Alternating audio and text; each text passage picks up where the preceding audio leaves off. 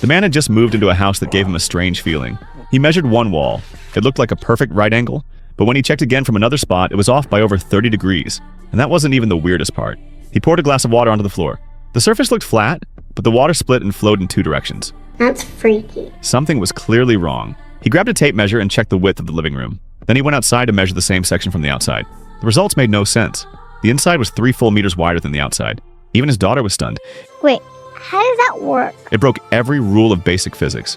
Just then, his daughter, who had been standing outside, said she felt cold. She went back inside to grab a jacket.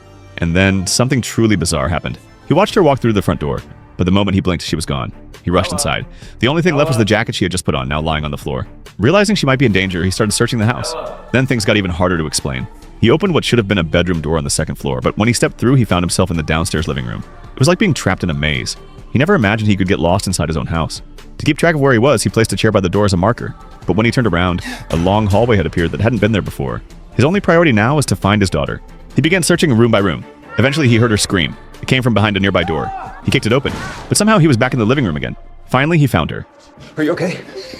But no matter what he asked, she had no memory of what happened. After everything that unfolded, the man suddenly remembered something from the night before. He had been in the study, about to start writing. But when he opened his notebook, he found a message already written inside. It was a warning, telling him to get out of the house, or suffer the consequences. He brushed it off at the time, thinking it was a joke. But now, the house didn't feel like a joke at all. Without wasting another second, he grabbed his daughter and left. But what he didn't know was that the moment they walked out, a shadowy figure appeared inside. It stood by the window, watching them fade into the dark. The two of them walked for what felt like hours. Eventually, he saw a faint light in the distance. But as they got closer, he froze in disbelief. They had been walking downhill all night, and somehow they had ended up right back where they started. The house in front of them was the same one they thought they had escaped.